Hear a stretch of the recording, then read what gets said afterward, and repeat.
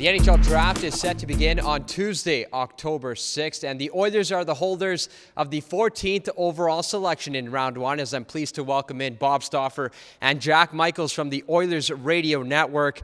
Gentlemen, I know this is a pre-draft panel, and we'll get to the draft discussion in just a few moments, but Bob, the Oilers finding themselves in a lot of different conversations leading up to the draft, beginning with restricted free agent Jesse Puljujarvi.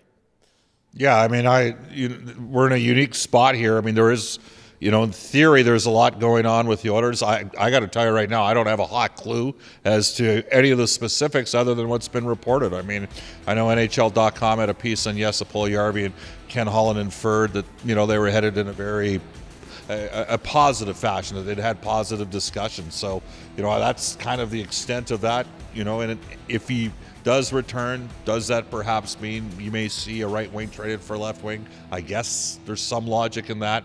But there is lots going on, Tony, and it's going to make for a real intriguing next 10 days.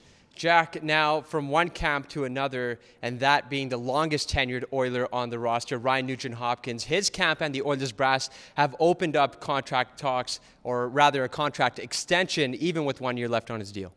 Well, and that's, reasonable to expect, because obviously if you plan on having Ryan Nugent-Hopkins as part of your long-term future, why wouldn't you begin those talks in earnest well before the contract is actually up? And that's a proactive move as well on the part of, Ryan Nugent-Hopkins' agent, Rick Vallette, who is, a respected guy. He's not I would not call Rick Vallette one of the more volatile agents in the National Hockey League. Bob has a more defined picture of what all the agents and their different characteristics are, but I think he'd agree with me that Rick is relatively mild when it comes to that. I don't think Rick is going to, go in, super aggressive to the point where take it or leave it and we're out of here. I think they're going to look to fit Ryan Nugent-Hopkins within the framework of a cap that's going to be flat for the next couple years. I mean, there's only so much money to go around, and I think Ryan Nugent-Hopkins not only wants to be in Edmonton, but he also wants to win, and he also understands that his contract will have a ceiling like everyone else's does in terms of allowing his club the opportunity to pursue the kinds of players necessary for him to finally break through. I think he wants to win, and I think he wants to win here, but Rick Vallette's also going to get as much as he can for his client within the framework of what the Oilers can reasonably do. Ryan Nugent-Hopkins has been more productive offensively in the last 2 years of his career than at any point in his career. He's a valuable piece. He's a respected member of the dressing room and the community. The Oilers will do everything they can, in my opinion, to make sure he's an Oiler for the next 6 to 7 years. Yeah, it's interesting with Ryan because, he is the longest serving player. The tenor that he conducts himself with on a day-to-day basis, I think, is appreciated, even for those of us that are maybe, a little bit further. We're not in that dressing room every day, but from a media perspective, he's been wonderful to deal with. Obviously, the community stuff speaks for itself. That said, the agent's got a job to do, and the GM's got a job to do. Would you agree with me that Rick, though, is not necessarily one of those slash and burn guys? Well, I mean, I don't think he'd be perceived as being overly adversarial, but he's got to negotiate the best possible deal he can for Ryan. It's interesting in terms of the comparable. I mean, I brought up Norm Ullman, who for 6 or 7 years, from 20 to 26, was a good player that became one of the top players in the NHL, 27 to, say, 33. Somebody else brought up Patrick Marleau. He didn't kill it numbers-wise for his first 6 or 7 years in the NHL, and then really took a step forward when he became a full-time winger. Even the Sedins, to some extent. Yeah, exactly. I think Ryan Nugent-Hopkins is an elite complementary winger. I think 5-on-5, he's probably a second-line center, but a first-line left wing. But on the power play and penalty kill, he's a first-line player because, I mean, he's in terms of the true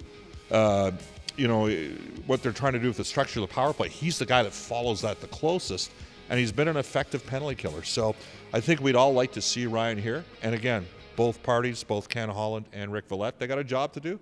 Let's go see what happens. And another trait about Ryan Nugent-Hopkins is he is a leader in that dressing room. But from one leader to another, a quick word on Oscar Klefbom, Jack.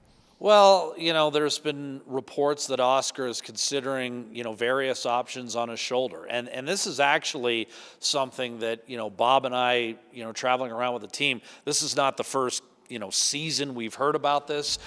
There have been, numerous times over the course of his career where Oscar has had those options. At times, it's depended on where the Oilers have been at in terms of playoff positioning. I'm not 100% sure that he was 100% going into the 2017 playoffs, but the Oilers were in contention and poised to make a deep run, and Oscar wanted to be part of that. On the flip side, in the spring of 2018, there was a sequence of games, kind of culminating in Florida where it became evident the Oilers weren't going to catch that last wild card spot, and Oscar elected to have a surgical procedure. So I think those are the options that he's considering right now. It will affect how Ken Holland addresses the offseason. I think it's safe to say when you're talking about probably the Oilers, when he's healthy, the number one minute muncher they have not being available, you bet that's going to affect Ken Holland's offseason. Yeah, he's, it's a loss for the Oilers. I mean, this is a drafted and developed player, and he's had some challenges with the shoulders over the years. And, he played his first 62 games this season, and then we were talking about this earlier. I mean, 25 minutes against Florida, 30 minutes against Carolina, and then boom, he's out for 3 weeks. And then he only played the 3 games before we went to La Paz. He didn't seem right when we watched him, Jack, on a day-to-day basis in the training camp going into the qualifying series, and that was a little bit concerning for me. And I was like, well, maybe it's just because maybe it's just. But it also makes sense because we're not talking about a broken finger. This is something structural. Yeah, and so I don't know 100% what's happening there.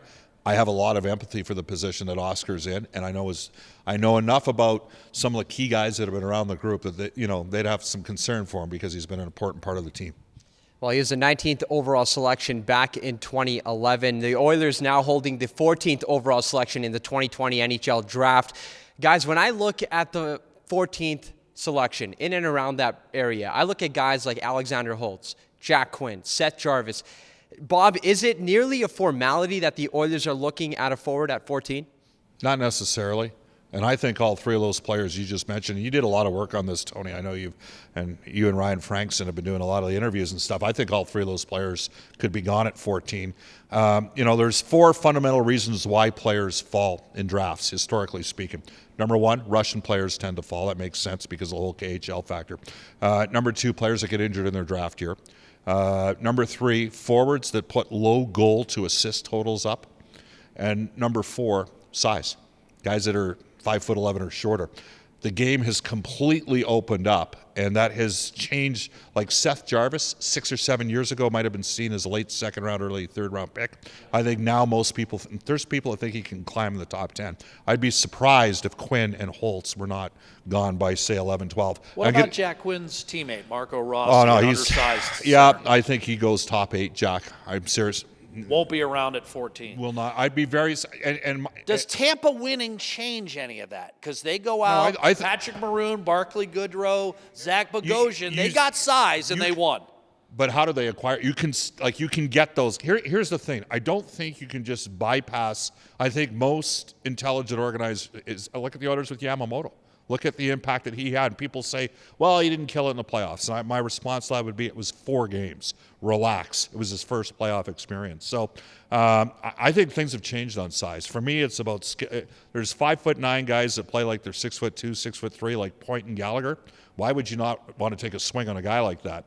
The Oilers have a little honey badger in terms of Yamamoto. To me, Jarvis is an interesting guy because I think the other 2 guys you mentioned, I think, are gone. I will give you a defenseman, and that's Caden Gooley. I know the Oilers took Bouchard and Broberg the last couple of years, but if your theory's best available player, I think you have to consider taking a defenseman. The wild card, the goalie. Yeah, the Yaroslav Askarov. I was just about to ask you about that. I have no idea what Tyler Wright and the scouting staff are thinking, but when I look at goaltenders, they're voodoo in terms of first-round draft choices, and I would tend to, if it were me, I might want to avoid them and invest in a high second-round pick. But that's my personal perception. I don't know what you think, Jack. I honestly think this could be a currency pick. I don't think it's been announced officially. My hunch is the Oilers will defer the third-round pick to 2021. And quickly, by the way, does that mean, James Neal has now scored 20 goals in 11 of 12 years? Does it mean Connor McDavid has scored 100 points 4 years in a row? I mean, I'm going to digress here, but I think that's a decision I disagree with vehemently. Jack, Leon Draisaitl finished with 127 points because we prorated the numbers. I mean, it doesn't make any sense. I mean, if we're going to rewrite history, then so we're basically. I mean, imagine, and I don't know the contract, Bob, but imagine what if James Neal has a $500,000 kicker in his contract for scoring 20 goals? Does that mean the agent could then theoretically, well, I mean, you lost the pick, so that means he scored 20. I mean, you're opening a can of worms when you make the kind of decision they did. I'm with you. Having said that, even Calgary's response has been muted. They were surprised. All right, I'm going to leave that alone for now. I haven't left it alone, but I'm going to leave it alone for now. I think the Oilers will defer the pick because they've got a huge gap between 14 and 138. Yeah. I also believe, and Bob will tell you, I've been guilty of predicting this before and always incorrectly. But I do believe there's a decent chance the Oilers will try to turn number 14 into as many as 3 picks. They might trade down, and then they might trade down again and try to find 3 picks in the sweet spot between, 35 and 60. That might be kind of pie in the sky thinking on my part. The problem, if you do that, you got to capitalize. You can't miss. You can't have a Marco Waugh. I mean, not to pick on, just the Oilers have missed on some of those picks between.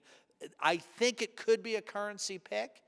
If they step up and take a top 15 guy, in this case number 14, then I concur with Bob absolutely. When you're picking in the top 15 especially, you're not going on positional need. You're going on the player they value on the board, and I think there's enough variance with this draft that they might have a guy ranked 8 or 9 who's still available at 14.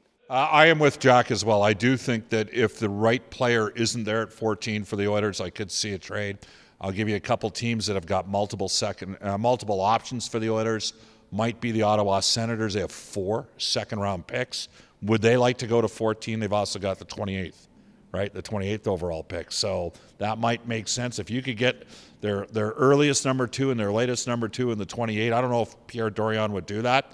But just so everybody's aware, there's a chart that each team basically, it's a formula that they follow. So I'll be intrigued to see what occurs here at the draft. I will say this, Tony, I think the next 12 to 14 days, it's like you watch the show. I don't know if you ever watch The Bachelor. I don't, but my wife does. But I've heard a lot of men say that. Yes, quarantine changes a lot of people, Bob. Every rose ceremony is the most dramatic rose ceremony.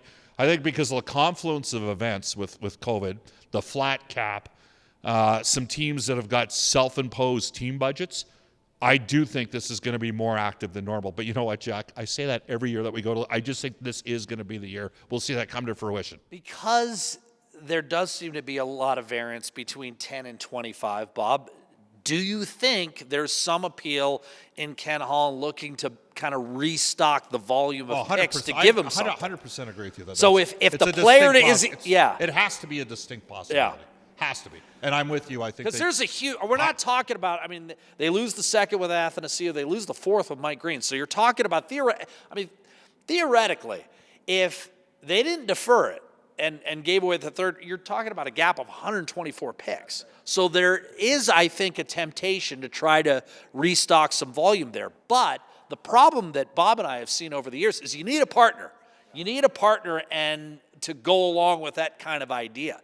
And so that's what Ken Holland's challenge is going to be, unless I think if they have a guy that they have ranked in the top 10 that's available at 14, then they probably step up and make that pick. Would you agree with that? I also agree that James Neal, the third rounder, is going to be deployed this year. That would give Ken Holland time to potentially reacquire a second or a third for next year's draft at some point. Gotcha. Well, both of you guys called the 8th overall selection last year. I'm going to put both of you guys on the spot, considering that they keep the 14th overall selection. Bob, we'll start with you. Who do you predict the Oilers will take at 14? If he's there, I'd take Seth Jarvis. Okay?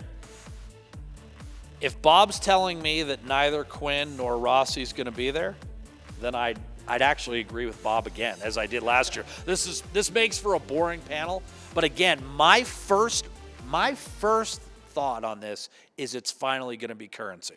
The problem with that prediction, as I've said, I've been wrong before, but I think it's going to turn into currency. You could be right this year. There's a distinct possibility you could be right. You need a partner, though. That's the problem. For whatever it's worth, I think they'll take Jack Quinn if he's available. I'm not sure if he will be available because he's projected to be a top 10 pick, maybe a top 12 pick. But I'm also just very curious to see how much consideration Yaroslav Askarov will get, that being the Russian netminder from the KHL. His strong start to the KHL season is definitely raising his draft stock. Didn't Dubnyk go 14th? He did in 2004. Yeah, Devin Dubnyk. So the Oilers have stepped up and taken a goalie at 14 overall. I'm actually proud of remembering that. Well, the 2020 NHL Draft is set to begin on Tuesday, October 6th at 5 p.m. Round 1 will go on Tuesday with rounds 2 through 7 beginning at 9:30 a.m. Wednesday. For Jack and Bob, I'm Tony Barr signing off for the panel.